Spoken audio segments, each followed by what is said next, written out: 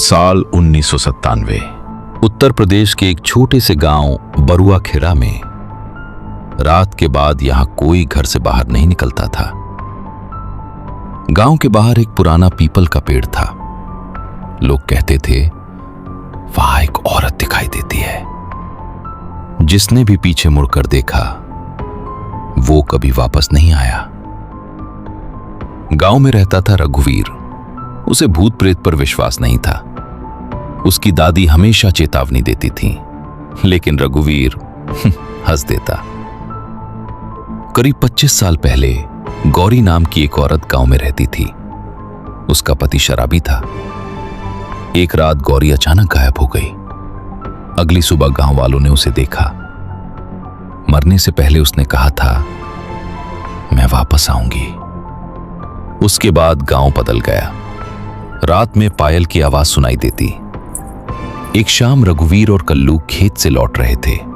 तभी रुको, किसी औरत की धीमी आवाज आई।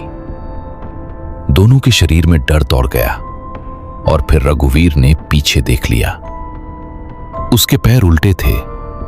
अगली सुबह कल्लू गायब था।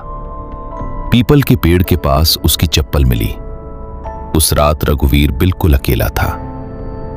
आधी रात को अचानक दरवाजे पर दस्तक हुई। रघुवीर डरते हुए दरवाजे के पास गया, लेकिन बाहर कोई नहीं था। मिट्टी में उल्टे पैरों के निशान बने हुए थे।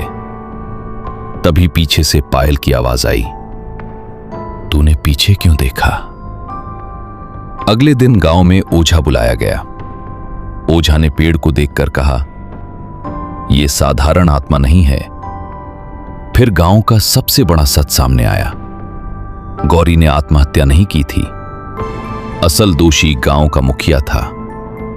अचानक कमरे की लौ बुझ गई।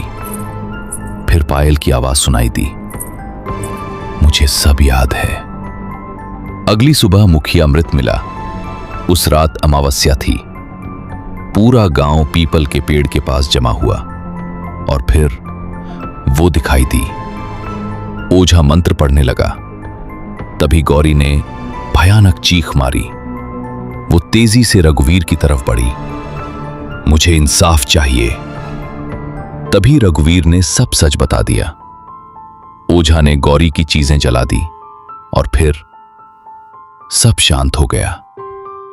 लेकिन आज भी अमावस्या की रात वहां एक दिया जलता दिखाई देता है और हवा में एक धीमी आवाज सुनाई देती है, पीछे मत देखना।